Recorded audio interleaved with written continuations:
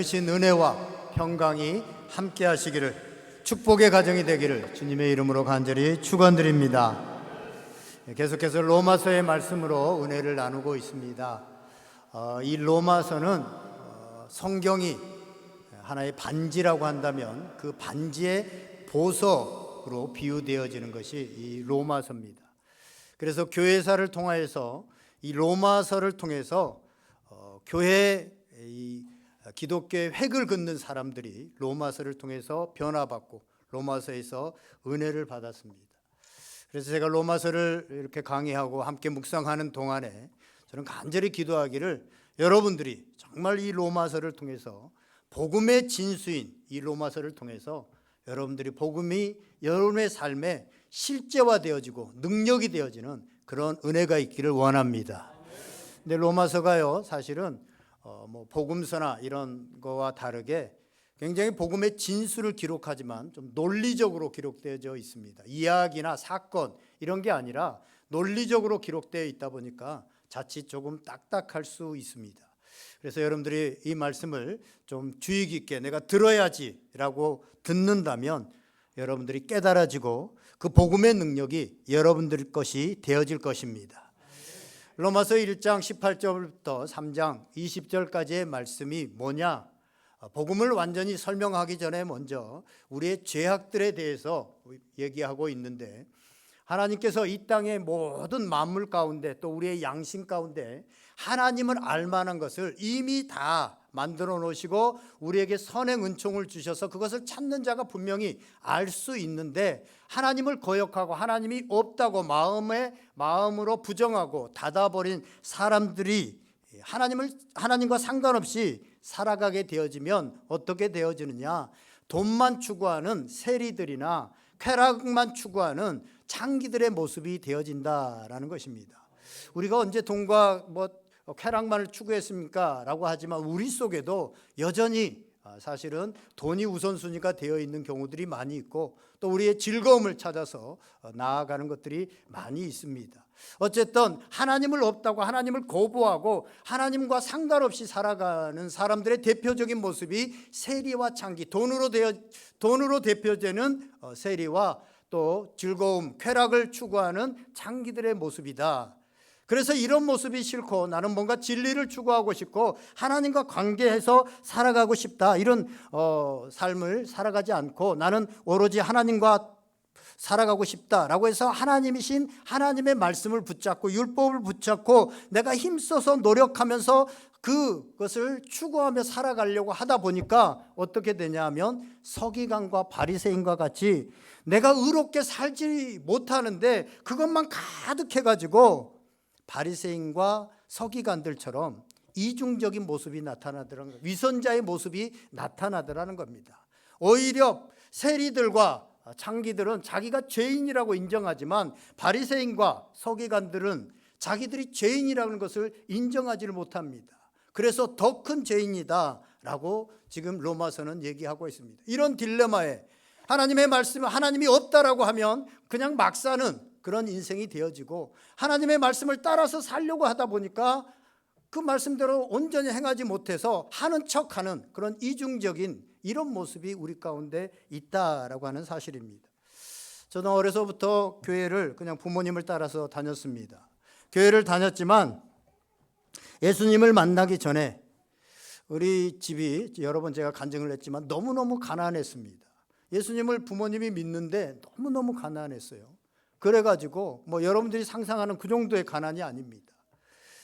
그래서 청소년 시기에 뭔가 이성이 조금씩 이렇게 살아나면서 세상에 대한 불공평한 세상에 대한 불공평한 하나님에 대한 반감들이 내 안에서 막 생기게 되어져서 한때는 세상을 한번 뒤집어야 되겠다라고 하는 그런 생각들도 가졌습니다. 그런데 20대 초반에 예수님을 영접하고는 이제 예수님 안에서 되도록이면 진실하게 하나님의 말씀을 따라서 진실하게 살려고 노력했습니다.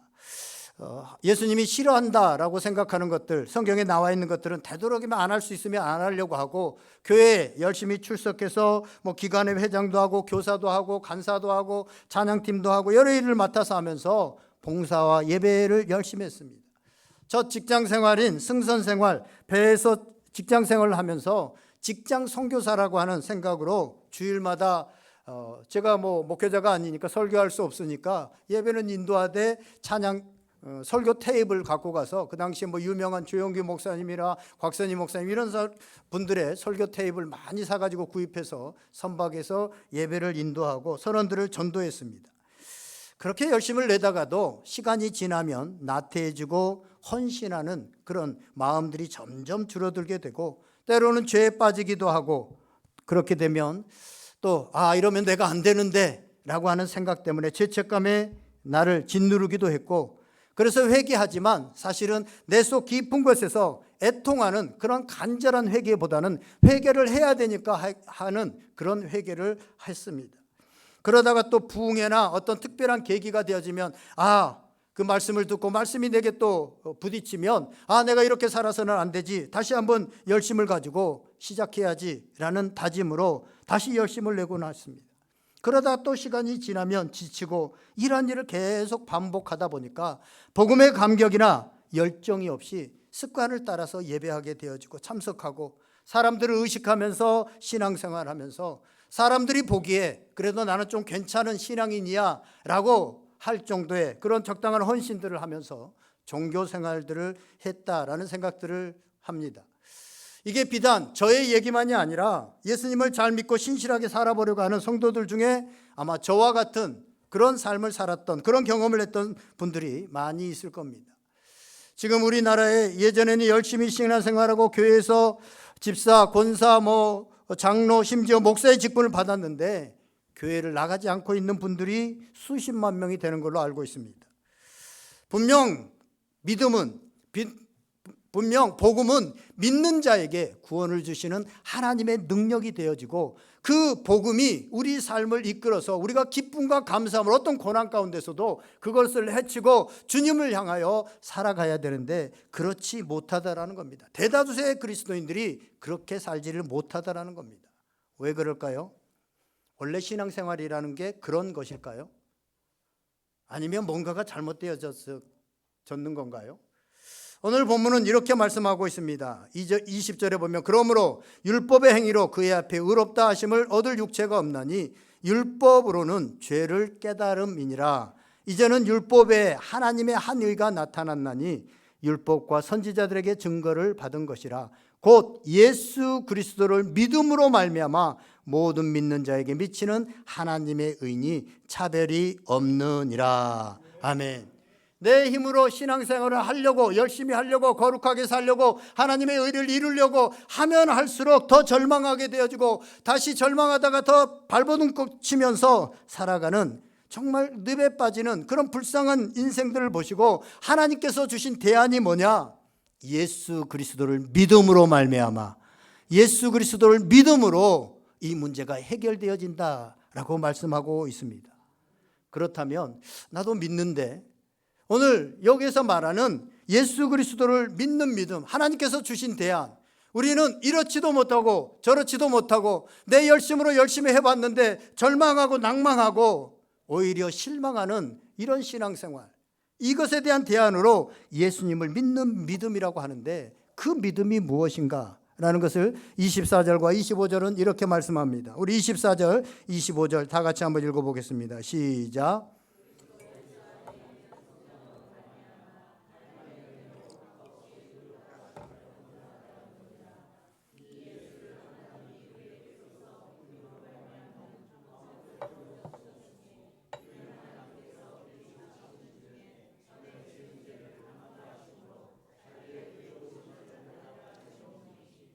아멘.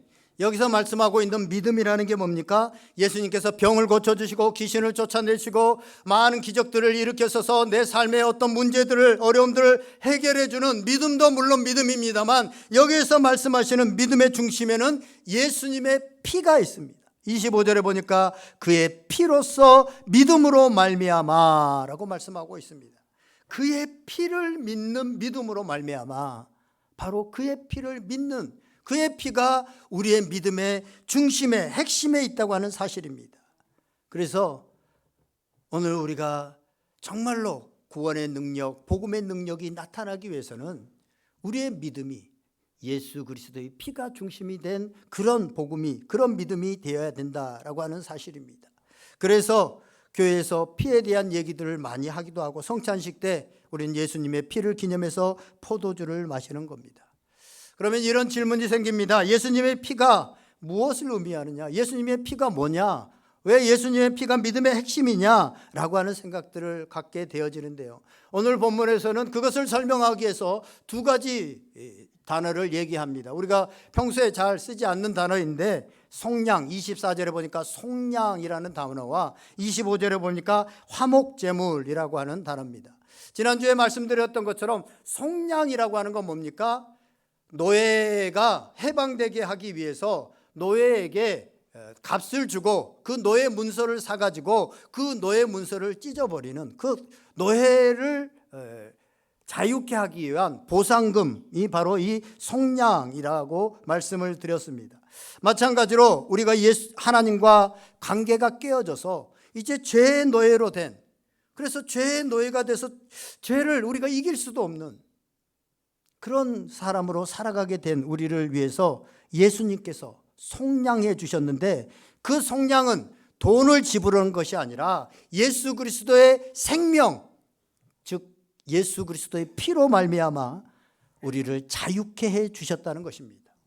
이에 대해서 에베소서 1장 7절은 이렇게 말씀합니다. 우리는 그리스도 안에서 그의 은혜의 풍성함을 따라 그의 피로 말미암아 속량 곧 죄사함을 받았느니라. 아멘.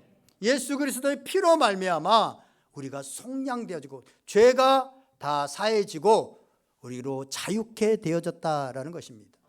또 하나는 예수 그리스도의 피가 어떤 역할을 했느냐? 화목제물이 되어졌다. 25절에 보니까 화목제물. 화목제는요, 죄로 말미암아서 원수되었던 하나님의 백성들이 하나님과 다시 관계를 회복하는 것인데, 하나님이 그 예수 그리스도를 제물로 삼으셔서 그 피로 말미암아 화목제물이 예수님이 되셨다라는 것입니다. 원래 이 제사는요, 화목제는 짐승을 죽여서 짐승의 피로 드려져야 되는데, 예수님이 대신해서 그 피를 흘리심으로 하나님과의 관계를 회복시켜 주셨다는 것입니다. 오늘 여기 성경에 나오는 하나님의 의를 이루었다라고 할 때 의, 이 단어가 헬라어 원어에는 디카요 시네라고 하는 단어인데, 이 디카요 시네는 우리가 뭐 정직하게 되었다, 바르게 되어졌다, 더 올바르게 살게 되어졌다, 이런 의미가 아닙니다. 하나님의 의를 이루었다는 것은 하나님과 관계가 회복되어졌다라는 것입니다. 관계가 회복되어졌다라는 것입니다. 그래서 우리가 예수 그리스도의 피로 말미암아 하나님과 이 관계가 회복되어졌다. 이에 대해서 로마서 5장 10절은 이렇게 말합니다. 곧 우리가 원수 되었을 때 그의 아들의 죽으심으로 말미암아 하나님과 화목하게 되었은즉. 아멘. 그래서 이러한 이유 때문에 우리의 죄의 문제가 해결되어서 죄의 노예가 자유케 되어지고 하나님과 화목하게 되어지는, 이것이 예수 그리스도의 피로 말미암아 되어지는 것이기 때문에 오늘 우리의 믿음은 이 피를 믿는 믿음, 이 믿음이 되어져야 된다라고 하는 것입니다. 다시 한번 말씀드리지만, 저는 로마서의 말씀을 묵상하고 나누면서 바라기는, 여러분들이 이 로마서의 말씀이 그냥 논리나 이성이나 이론이나 여러분 머릿속으로 받아들이는 그것이 아니라 예수 그리스도의 십자가의 복음이 정말 구원의 능력이 되고 내 삶의 능력이 되는 것을 여러분들이 실제화되어지고 가슴으로 느껴지는 그런 은혜가 있기를, 그런 걸 경험하기를 주님의 이름으로 다시 한번 축원드립니다. 그러기 위해서 우리의 믿음은 예수 그리스도의 피로 말미암아 은혜로 의롭다 하심을 얻었다라고 하는 사실들이 확신되어지고 이것을 믿는 것입니다. 이것을 믿는 사람은요, 더 이상 내 노력이나 내 힘으로 의롭게 되기 위해서 애쓰는 신앙생활을 하지 않습니다. 오직 예수 그리스도의 피로 인하여서 그것을 믿는 믿음으로 신앙생활을 하게 되어지는데, 우리가 잘 아는 사무엘상 17장에 보면 예수님을 믿지 않는 사람들도 다 아는 얘기가 하나 나오죠. 다윗과 골리앗 얘기가 나옵니다.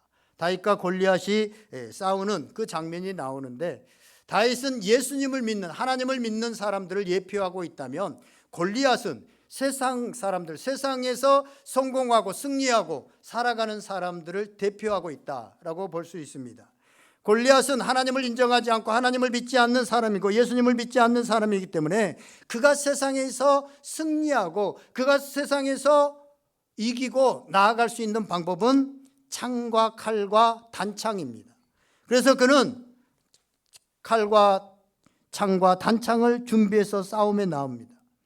육체적인 힘과 싸움의 능력이 지배하는 당시 사회에서 골리앗은 육체적으로 이미 태어나기를 건강한 몸으로 큰 등치로 태어났고 칼과 단창, 창을 준비하고 있기 때문에 그는 승리할 수 있는 여건을 갖춘 사람입니다.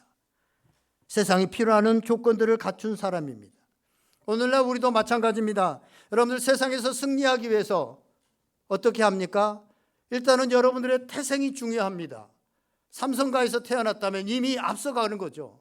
그래서 제가 그거에 대한 불만들이 청소년 때 얼마나 많았는지 몰라요. 저는 그거 고민을 많이 했던 사람입니다. 어떤 사람이 인생이 태어났는데 50m 앞에서 이런 억울한 인생이 어디 있어 하면서 제가 세상을 향해서 이렇게 어쨌든 태어나는 게 골리앗은 그렇게 태어났어요. 거기다가 타고난 그 여건에다가 여러 가지 스펙들을 준비해야 되죠.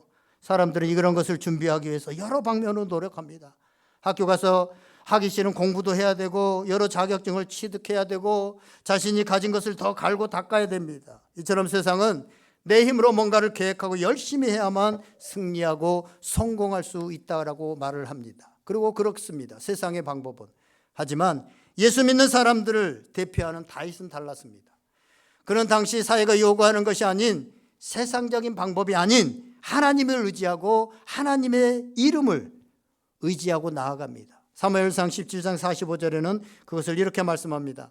다윗이 블레셋 사람에게 이르되 너는 칼과 창과 단창으로 내게 나아오거니와 나는 만군의 여호와의 이름 곧 내가 모욕하는 이스라엘 군대의 하나님의 이름으로 내게 나아가노라. 그리고 17장 47절에는 또 이렇게 다윗이 말합니다. 또 여호와의 구원하심이 칼과 창에 있지 아니함을 이 무리에게 알게 하리라. 전쟁은 여호와께 속한 것인즉 그가 너희를 우리 손에 넘기시리라. 아멘. 결국 이 전쟁에서 세상의 방법을 따른 골리앗이 아니라 하나님의 방법을 따른 예수 그리스도를 믿는 그 방법을 따른 다윗이 살아남게 되어집니다. 이것을 통해서 성경이 말씀하고 있는 게 뭡니까? 믿는 사람들은 세상의 방법이 아니라 하나님의 방법으로 살아가는 사람들이고 하나님은 이러한 사람들에게 다윗처럼 승리하는 승리를 주시겠다라고 하는 것입니다. 분명 다윗과 골리앗의 경우에서 볼 수 있듯이 세상을 우리가 살아가는 방식은 두 가지입니다. 우리 믿는 사람들도 마찬가지입니다. 하나는 세상의 방법으로 내가 열심히 노력하고 내가 열심히 스펙을 쌓고 내 지식을 굴려가지고 어디다 잘 투자하고 돈을 벌어서 그렇게 사는 방법이고 다른 하나는 하나님을 믿는 믿음으로 사는 겁니다. 우리 그리스도인들은 당연히 어떻게 살아야 됩니까? 라고 물어보면 믿음으로 살아야죠. 다윗처럼 살아가야죠. 라고 말을 합니다. 그러나 실제로 우리의 삶을 돌아보면 골리앗처럼 살고 있습니다. 골리앗처럼 세상적인 방법으로 살아갑니다. 생활만 그런 것이 아니라 신앙생활마저도 마찬가지입니다. 신앙생활도 내 힘으로 내 열심으로 주님을 위해 열심히 하고 사람들에게 인정받으려고 합니다. 그런데요, 내 힘으로 신앙생활을 열심히 하면 해본 분들은 알지만 열심히 하면 할수록 주님을 기쁘시게 못하는구나. 이만큼 했는데 주님이 하나님의 그 거룩은 너무너무 커서 내가 범접할 수도 없습니다. 그래서 열심히 하면 할수록 생각되어지는 게 뭐냐면 더 절망입니다. 더 공허합니다. 여전히 계속해서 허전함이 있습니다. 그러다가 내 마음대로 내 뜻대로 안 될 때 복음의 간격도 식어지고 헌신하는 것도 버거워지고 예배와 기도의 자리도 간절함이 전혀 없고 예배가 치러내는 기다려지는 예배가 아니라 치러내는 예배가 되어지고 무늬만 그리스도인이 되는 경우들이 많이 있습니다. 여러분들 꼭 기억하시기 바랍니다. 그리스도인의 삶의 본질은 예수님을 위해서 사는 거 아닙니다. 예수님을 위해서 살면 끝이 없습니다. 예수님이 원하시는 것들을 우리는 이룰 수 없기 때문에 여전히 우리는 부족하고 절망하고 낭망할 수밖에 없습니다. 예수님을 위해서 사는 것이 아니라 예수님이 우리를 통해서 나타나도록 살아야 됩니다. 우리가 예수님을 위해 살게 되면 결국 실패할 수밖에 없을 뿐만 아니라 승리를 해도, 그러면 내가 잘해서, 내가 잘 믿어서, 내가 잘해서 부자가 됐고, 내가 잘해서 자녀들이 잘 되어졌고, 내가 잘해서 건강하게 되어졌고, 믿음이 좋아서 이렇게 되는 거죠. 그런데 반대로 내가 열심히 잘했는데, 나는 최선을 다해서 했는데 부자가 안 되고, 몸도 병나고, 되는 일도 없고, 자녀들도 잘 안 되고, 그렇게 되면 어떻게 해요? 하나님을 원망하게 되어지잖아요. 잘 되면 이게 내 자랑이 되어지고, 못 되어지면 하나님을 원망하고, 심지어는 내가 이렇게 열심히 했는데, 내가 철야기도도 매일 나가서 드렸는데 하나님 왜 이러십니까 하고 떠나는 경우들이 많이 있잖아요. 자랑이 되어지고, 때로는 그것이 실망이 되어지고, 그래서 우리는 널뛰기, 그런 신앙생활이 되어진다고 하는 사실입니다. 그런데 오늘 본문에 보니까 자랑할 것이 없다. 하나님의 의로 십자가의 그 피로 인하여서 구속받은 우리는 자랑할 것이 없다라고 말씀하고 있습니다. 여러분 꼭 기억하시기 바랍니다. 우리 그리스도인의 삶의 본질은 우리를 통해서 예수님이 나타나는 것이지, 우리가 무엇을 해서 우리가 하나님을 기쁘시게 하는 것이 아닙니다. 예를 들어서 예수님은 원수를 사랑하라고 가르치셨는데, 여러분 원수를 사랑할 수 있어요? 내 힘으로? 내가 엄청 의지로?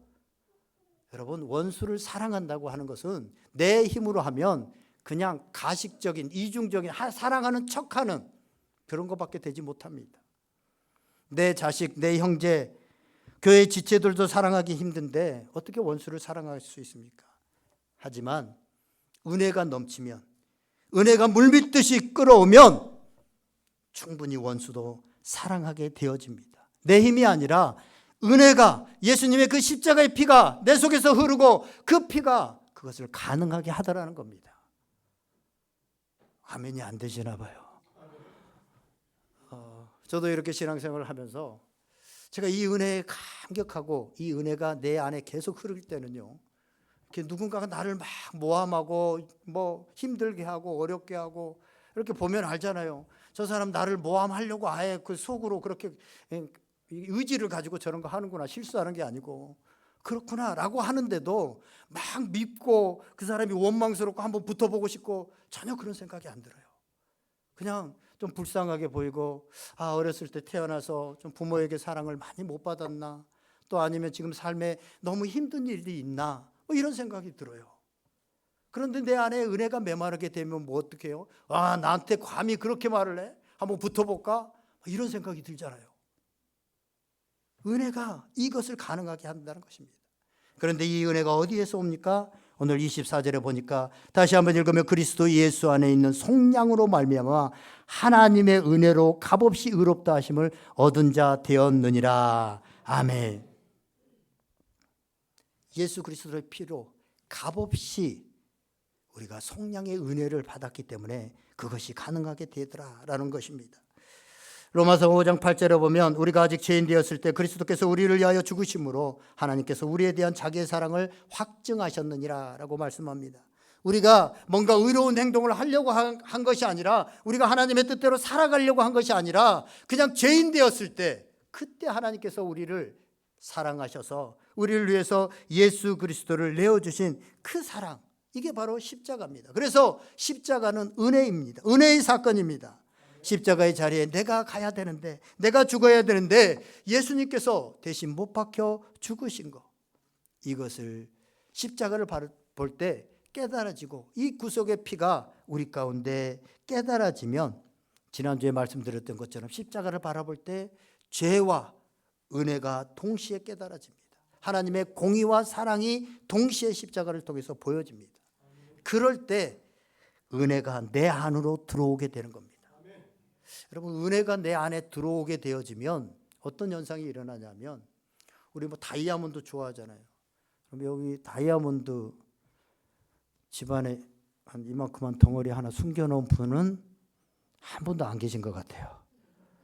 그거 숨겨놓은 분이시면 표정이 달라요.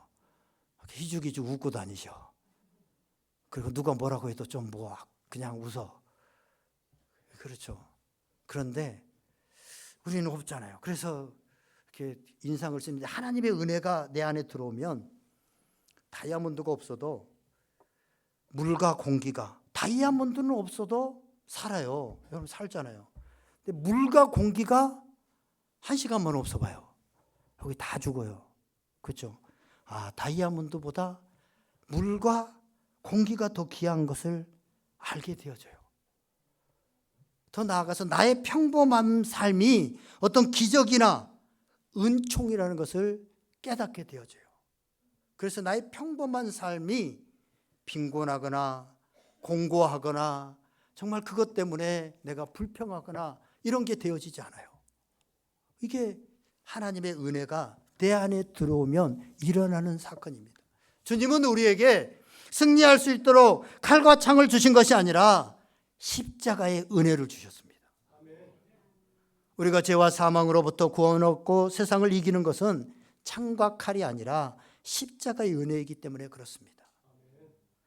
하나님은, 바울은 자신이 태어날 때 그런 세상적인 조건들을 많이 갖고, 태생 자체가 좋았고, 그 다음에 공부하는 그 학파가 좋았고, 그 다음에 가진 것들도 있었습니다. 종교적인 거기다 열심까지 가지고 승리하는 삶을 자신의 힘으로 살려고 하다가 결국은 실패했습니다. 그런데 환상 중에 예수님을 만나고, 내 열심이 아니라 예수 그리스도의 은혜로 살아가는 것이구나. 자기 의로 열심을 이루려고 했을 때는 결국은 자기 죄만 드러나게 되어지고, 이중적인 자기의 모습만이 드러나게 되어지고, 그래서 내가 죄인 중에 괴수구나. 그런데 예수 그리스도의 은혜를 깨닫고 나니까, 그 은혜에 너무나도 감격하니까, 그 예수 그리스도의 은혜의 피가, 그 구속의 피가 몸속에 흐르니까 감옥에 갇혔어도 찬양이 되어지고, 찬양을 하는 게 아니에요. 내 힘으로 찬양이 되어지는 거예요. 감사가 되어지는 거예요. 이 피가 흐르니까. 이걸 깨달은 거예요. 이게 복음의 능력이구나. 그래서 이걸 로마 교회에게 내가 전해야 되겠구나. 로마 교회는 이미 교회가 되어졌고, 바울이 복음을 전했던 교회도 아닙니다. 이미 교회가 형성되어 있었어요. 그런데 이 복음의 능력이 없는 거예요. 우리처럼 복음의 능력이 뭔지도 모르고 살아가는 거예요. 믿기는 믿고 천국을 소망하고 살아가고 부활도 믿는데 이 복음의 능력이 나타나지 않는 거예요. 그래서 자신이 깨달은 복음에, 이 복음을 전해서 이들로 하여금 그들에게도 복음의 능력이 나타나도록 하기 위해서 이 로마서를 쓴 겁니다. 우리가 은혜로 산다는 것은 그냥 아무것도 안 하고 편하게 그냥 하나님께 기대어서 하나님 알아서 해 주십시오, 무책임하게 그렇게 사는 건 아닙니다. 은혜의 삶이라는 것은 십자가를 믿는 믿음으로 사는 것입니다. 그래서 십자가 은혜를 아는 성도는 27절에 있는 것처럼 자랑할 게 없습니다. 내가 잘해도 자랑할 게 없고 안 되어도 실망할 게 없습니다.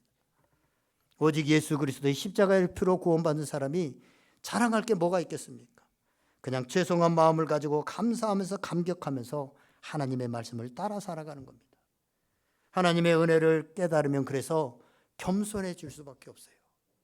오늘 교회들의 문제가 생기고 내 속에 문제가 생기는 이유가 이 하나님의 겸손이 없기 때문에 그렇지 않습니까?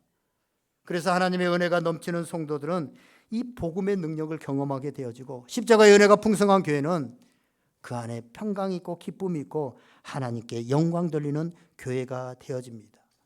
주님을 믿는 우리는요, 이 은혜로 살아가야 됩니다. 십자가의 보혈의 은혜가 매일매일 우리의 삶에 흘러 넘칠 때 우리의 신앙도 우리의 인생도 승리할 수 있습니다. 그래서 예수 그리스도의 그 보혈의 피, 우리가 처음 믿을 때 눈물을 흘리면서 이 보혈의 피 너무나도 감사한 하나님의 은혜입니다 라고 하는 이 보혈의 피가 계속해서 마르지 않고 우리 몸에 흐르게 해야 됩니다. 여러분, 피가 마르면 어떻게 돼요? 피가 마르면 결국은 죽어요. 근데 어떤 때 피가 마르냐면 우리 자식이 계속 시험에 떨어져. 시험이 계속 안 돼. 피가 말라요. 내가 우리 가정의 가장인데 수입이 없어. 피가 마르잖아요. 피가 마르면 사람이 피폐해지고 결국은 죽게 되어집니다. 예수 그리스도의 이 보혈의 피가 우리 가운데 계속해서 흘러가야, 이 은혜가 흘러가야 우리가 영적으로든 실제 삶 속에든 복음의 능력으로 살아갈 수 있게 되는데, 그러기 위해서 우리 오로지 예수 그리스도의 은혜만이 우리로 하여금 계속해서 승리하는 삶을 살게 하는데, 이 은혜가 마르지 않고 승리할 수 있는 것, 실제적인 거 한 가지만 적용하고 말씀을 마치려고 합니다. 매일 하나님의 말씀인 성경을 소리내어서 낭독하는 겁니다. 하나님의 말씀은 요한복음 1장에 나온 것처럼 말씀이 곧 그리스도다. 그러니까 예수 그리스도의 사랑이, 예수 그리스도의 그 십자가의 은혜가 우리 가운데 계속 머물러 있게 하려면 계속해서 예수님이 묵상되어야 되는데, 그게 말씀을 계속해서 소리내어서 낭독하는 겁니다. 이 소리가 굉장히 영적인 겁니다. 사람에게만 말이 있고 소리가 있습니다. 그렇죠? 보세요. 귀신들, 어디 무당들 하는 거 보세요. 무당들 가면 막 방울을 딸랑딸랑 거리고 막 난리를 하면서 뭐 어쩌고 저쩌고 막 말을 합니다. 이 영적인 거예요. 예수님이 말씀으로 더러운 귀신을 물리칩니다. 예수님이 그냥 눈빛으로 착 째려보면 물러갈 수도 있잖아요. 그런데 그렇지 않고 더러운 귀신아 그에게서 나오라라고 얘기하잖아요. 성경은 원래 그냥 눈으로 이렇게 보라고 되었고 듣기만 하라고 되어진 것이 아니라 성경은 원래 낭독되도록 기록되어 있습니다. 성경이 낭독되도록 기록됐습니다. 그래서 우리가 소리를 낼 때 이 우리의 영이 강해집니다. 우리 눈에 보이는 모든 일들, 우리 가정, 우리 삶의 모든 현상들은 사실은 다 우리 뒤편에서 눈에 보이지 않지만 영적인 것에 영향을 받습니다. 모든 관계들도 그렇고 우리의 죄도 그렇고. 제가 지난번에 말씀드렸잖아요. 죄를 단수로 쓸 때는 죄의 근원을 얘기하는 겁니다. 그래서 마귀를 얘기하는 거예요. 죄는 마귀로부터 들어왔으니까. 근데 죄를 복수로 쓰면 죄의 열매들을 말합니다. 그래서 그 마귀가 주는 그 죄의 근본으로부터 죄들이 발생, 살인, 간음, 도둑질, 거짓말 이런 것들이 발생하는 거잖아요. 그러니까 죄는 우리가 이길 수 없습니다. 마귀니까. 우리의 이 영적인 존재를, 마귀를 우리가 이길 수 없습니다. 그런데 그래서 우리의 삶의 모든 것들, 작은 죄의 습관마저도 20년이 돼도 안 끊어지고 이길 수가 없어요. 근데 어떻게 하면 이길 수 있느냐? 예수 그리스도의 은혜가, 그 십자가의 보혈이 우리 가운데 계속 흐르면 그게 어느 순간 끊어지는 겁니다. 제가 계속 말씀드리지만 신앙은 내가 하는 게 아니고 되어지는 겁니다. 하는 게 아니라 되어지는 겁니다. 되어져야 됩니다. 이게 믿음으로 되어지는 거예요. 예수님의 십자가의 보혈이 내 안에 흐르기만 하고 있으면 계속해서 되어집니다. 근데 그거 되어지게 할 수 있는 방법이 뭐냐? 말씀을 주야로 묵상하는 거예요. 시편 1편에 나오는 말씀을 주야로 묵상하다라고 하는 그 묵상하다의 원어는 읍졸이다는 거예요. 그냥 눈 감고 가만 묵상, 이게 아니고 계속해서 되뇌이고 소리를 낸다는 거예요. 소리를 낼 때. 우리 교회 성경을 필사하는 분들도 있습니다만, 필사하는 것 좋죠. 말씀을 기록하는 것도 좋습니다. 그러나 소리를 내서 읽으시기 바랍니다. 그러면 특별히 시편부터 계속해서 하루에, 이게 중요한 건 꾸준히 하는 겁니다. 말씀이 그 다 성경 말씀이 다 이해가 안 되더라도 그냥 하루에 정기적으로 말씀을 계속해서 읽는 겁니다. 그러면 우리의 영이 나도 모르는 사이에 강해지고 우리의 영에 예수 그리스도의 피가 계속해서 흐르기 때문에 악한 마귀의 권세들을 이겨나가면서 우리의 신앙이 되어집니다. 어떻게 이렇게 바뀌게 되어지지? 왜 지난번에 이게 안 되어지던 게 되어지지? 내 삶에 이게 끊어지지? 라고 하는 일들이 일어나게 되어진다는 것입니다. 이거는 우리 어리면 어릴수록 좋습니다. 오늘 청소년도 몇 명 참석했는데 젊으면 젊을수록 좋아요. 왜냐하면 이 말씀이 그의 가치관을 바꾸고 그로 하여금 이기게 만들기 때문에 그렇습니다. 여러분들 다 아시지만 저희 둘째가 이쪽으로 이사 오고 왕따 당하고 청소년 때 굉장히 좀 심하게 방황을 했습니다. 그래서 그렇게 그냥 계속 나가면 야 이거 큰일이다. 제가 금식도 하고 그랬는데, 제가 지난 어제 그저께죠, 어버이날에 또 찬양을 부르고 부모님께 감사하다고 하고 신앙으로 돌아와서 그가 어떻게 하면 복음을 전할까, 어떻게 하면 주님 뜻대로 살아갈까 하는 이런 모습들이 나타나서 너무나도 감사한데, 그게요, 왜 그게 가능했느냐? 어렸을 때 청소년 때 그 마음에 이 말씀이 있었어요. 이 말씀이 어느 순간 작동을 한 거예요. 그게 없으면 그냥 자기 마음대로 그냥 계속해서 가면 그는 저주받은 인생, 그냥 막 사는 인생으로 끝나버리게 돼요. 그런데 어느 순간 그 안에 있는 말씀이 다시 가치관을 새롭게 하고 그 말씀으로 돌아오게 해서 결국은 이기게 하더라. 그런데 그 말씀이 이제 어느 순간 또 사라지게 되어지면 또 방황할 수도 있는 거예요. 이런 거죠. 그러니까 우리가 우리의 짧은 인생을 계속해서 승리하는, 예수 그리스도의 보혈의 피가 계속해서 흘러서 승리하는 삶을 살아가기 위해서는 계속해서 입으로 말씀을 낭독하는 거예요. 읽는 거예요. 잠시 정신 먹고라도 회사에서도 잠시 이걸 꾸준히 하면 여러분의 그 보혈의 피가 여러분에게 마르지 않고 계속해서 여러분들을 이끌어가게 될 것입니다. 여러분 나이가 많다고 생각하지 마세요. 오늘이 여러분의 인생의 가장 젊은 날이에요. 오늘부터 하시면 여러분의 삶에 하나님의 은혜가 메마르지 않을 겁니다. 그러면 승리하는 여러분의 삶 가정이 되어질 것입니다. 이러한 은혜가 여러분과 여러분의 가정에 있기를, 또 우리 교회에 있어지기를 주님의 이름으로 간절히 축원드립니다. 기도하겠습니다. 오늘 말씀 생각하면서 하나님, 내 힘으로 하는 거 아니지요. 예수 그리스도의 보혈의 피, 그것을 믿는, 정말로 그것으로 되어진다고 하는 것을